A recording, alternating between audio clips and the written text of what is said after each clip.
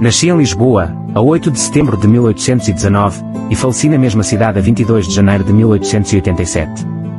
Fui o quarto na ordem de nascimento, de 6 irmãos. Em 1832, com apenas 13 anos de idade, fui estudar para a Academia dos Guardas Marinhas. Na altura travava-se a guerra civil entre constitucionalistas, liderados por Dom Pedro IV, e miguelistas, liderados por Dom Miguel. Dom Miguel concentrava todos os seus meios de ataque contra a capital, e Lisboa não estava suficientemente preparada. O almirante Charles Napier contribuiu com todos os recursos da sua marinha para a resistência da cidade e eu, apesar de ser um jovem rapaz, participei no combate de 10 de outubro, em que as tropas miguelistas comandadas pelo Marechal de Bourmont foram repelidas. Mais tarde dirigi-me para a Academia, onde fui recompensado com prémios e aprovações com distinção, chegando a receber no meu curso um prémio para recompensar o meu mérito bastante relevante para com a pátria, uma vez que só 2 outros alunos o receberam em 30 anos. Após terminar o meu curso, prossegui com os estudos e matriculei-me voluntariamente na Academia de Fortificação, que havia sido transformada na Escola do Exército pelas reformas do ensino de 1836. Nessa academia distingui-me no curso de Engenharia, onde fui promovido a tenente em 1839. Nesse mesmo ano, o meu pai, João Fontes Pereira de Melo, foi nomeado governador de Cabo Verde, e eu acompanhei com a função de ajudante. Incentivei o meu pai a desenvolver o mais que pudesse as obras públicas da província e escrevi, para esse fim, um grande número de relatórios. Colaborei como engenheiro nas obras públicas que se realizaram, nomeadamente o Hospital da Misericórdia da Praia. Após o meu pai João Fontes terminar a sua governação em 1843, regressou à metrópole na companhia da minha mãe, porém eu permaneci em Cabo Verde, pois apaixonei-me por uma senhora cabo-verdiana, Dona Maria Josefa de Sousa, filha do negociante Sousa Machado, com quem me casei mais tarde. Sensivelmente mais de um ano após o meu casamento, regressei a Lisboa acompanhado pela minha bela esposa, mas, pouco tempo depois de chegarmos à metrópole, a minha esposa faleceu e posteriormente também a minha filha, que havia sido o único fruto do nosso matrimónio. Tive um profundo desgosto com as mortes da minha esposa e da minha filha, e permaneci em casa quase um ano sem sair. Mesmo após o término da Guerra Civil, havia ainda lutas que dilaceravam Portugal. Rebentara a revolta da Maria da Fonte em 1846, e o Duque de Saldanha era encarregado de ir ao encontro das tropas revolucionárias, e eu era um dos seus melhores oficiais, e o Duque assim o reconheceu, encarregando-me de fazer um reconhecimento a galope do campo de batalha em Torres Vedras, que era missão confiada apenas a oficiais em que cuja aptidão profissional se tem plena confiança, pois devido ao meu trabalho, foi algo extremamente essencial para o resultado da batalha.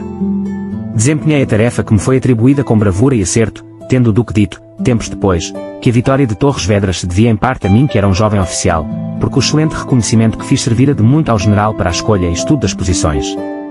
Após este conflito resolvi regressar a Cabo Verde, onde fui eleito deputado, uma vez que contava com a grande influência política da família do meu sogro. No entanto, a minha candidatura foi rejeitada pela Comissão Constituinte a 31 de março de 1848. Após alguns conflitos, a Comissão pede admissão, no qual se demitiram alguns representantes da Comissão e foram substituídos por António José de Ávila, José Lourenço da Luz e Augusto Xavier da Silva. Uma vez reconstruída a Comissão, fui eleito e aclamado deputado. Com esta eleição tive a preocupação de mostrar o meu talento e as minhas capacidades de trabalho. Defendi de forma exaustiva o governo liderado pelo Duque de Saldanha na Câmara e nas comissões. Mesmo assim, não consegui impedir a queda do governo devido à crescente instabilidade política e às divisões no interior do próprio governo. Após o Conde de Tomar assumir o poder, começou, aí, o meu período de oposição. Em 1850, o governo apresenta a lei conhecida pelo nome de Lei da Rolha, que impunha restrições à liberdade de imprensa, contra a qual se manifestou o país inteiro. Fui um digno representante dos sentimentos nacionais, e fiz um notável discurso contra a lei, na Câmara. Em 1851, iniciou-se a revolta contra o Conde de Tomar, lançada pelo Duque de Saldanha, que encontrou apoiantes em todo o país. Demonstrei ser uma figura central da regeneração, mantendo sempre uma postura de oposição ao ministério do Conde de Tomar. O Marquês de Lolé, Joaquim Filipe de Soura e Ferreira Pestana pouco tempo ficaram no governo, sendo substituídos por mim e por Rodrigo da Fonseca Magalhães. Rodrigo da Fonseca pôs termos à instabilidade política que se vivia e tratou de dar ao país a tranquilidade, e eu partilhava dessas ideias, pretendendo restituir a ordem da administração e de fazer o país progredir no sentido dos outros países que eram transformados por melhoramentos e inovações. Liderei muito pouco tempo o Ministério da Marinha, mas foi o bastante para que se procedessem importantes reformas, a extinção do Batalhão Naval, a criação do Corpo de Marinheiros e do Conselho Ultramarino, de forma a facilitar a organização das colónias portuguesas. Em pouco tempo, Portugal sofria uma verdadeira transformação devido à iniciativa arrojada por mim, refundia-se completamente a organização financeira do país, remodelava-se a circunscrição do município de Lisboa.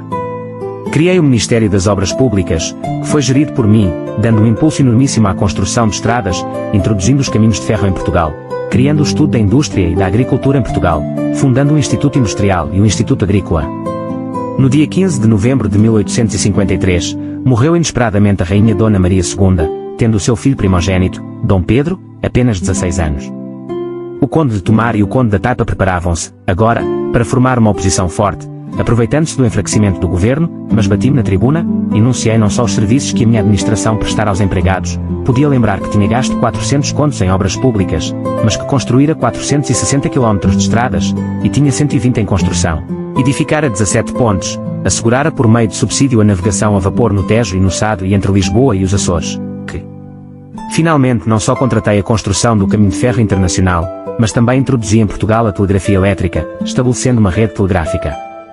Obras que só depois se executaram, foram também por mim decretadas ou iniciadas neste período, tais como o estabelecimento das águas de Lisboa, o caminho de ferro entre Lisboa e Sintra, as docas do Porto de Lisboa.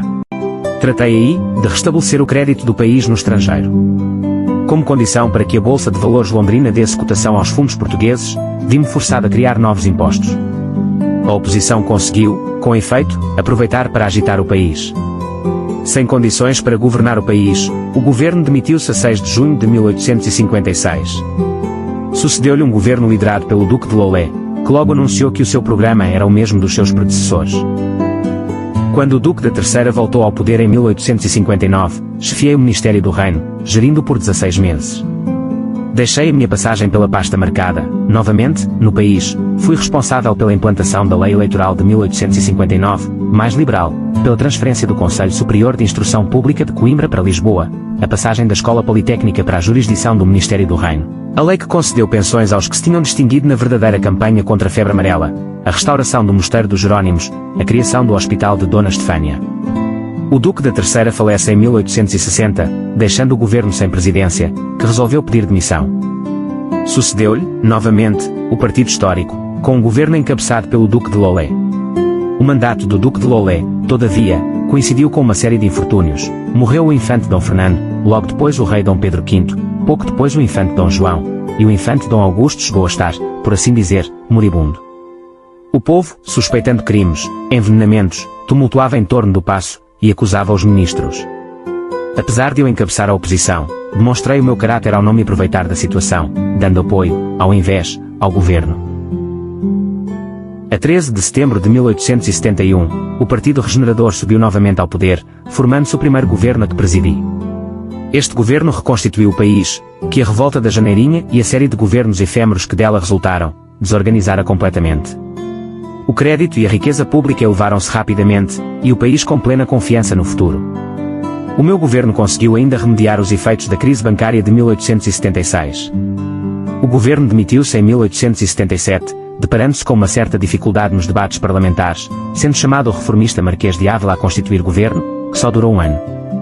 Em 1878, encabecei novo governo.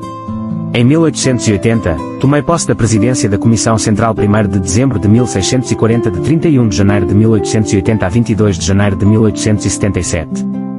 Em 1881, foi-me dada a presidência da Câmara dos Pares, após a morte do Duque de Ávila e Bolama. No dia 11 de novembro desse mesmo ano, fui encarregado de organizar novo governo. Este novo governo teve uma missão principal, em modificar a Constituição do Estado por um novo ato adicional à Carta Constitucional, que se promulgou em 1885, que transformava a Câmara dos Pares de hereditária em vitalícia. A reforma da organização do Exército, da minha responsabilidade, data também desse tempo a criação de 6 novos regimentos de infantaria, 2 de cavalaria, 1 de artilharia, transformaram-se os batalhões de caçadores em regimentos, deram-se 2 majores a cada regimento, comandando cada um deles um batalhão. Antes de sair do Ministério, dei também um largo impulso à organização dos torpedos, comprando novos torpedeiros, que só chegaram a Portugal depois da minha saída do governo, que se deu a 16 de fevereiro de 1886. Após o término da minha terceira chefia de um governo, fui sucedido por José Luciano de Castro. No princípio do ano de 1887, preparava-me para encetar uma nova campanha de oposição contra o gabinete e dirigia ativamente os trabalhos eleitorais, quando faleci, de uma súbita doença.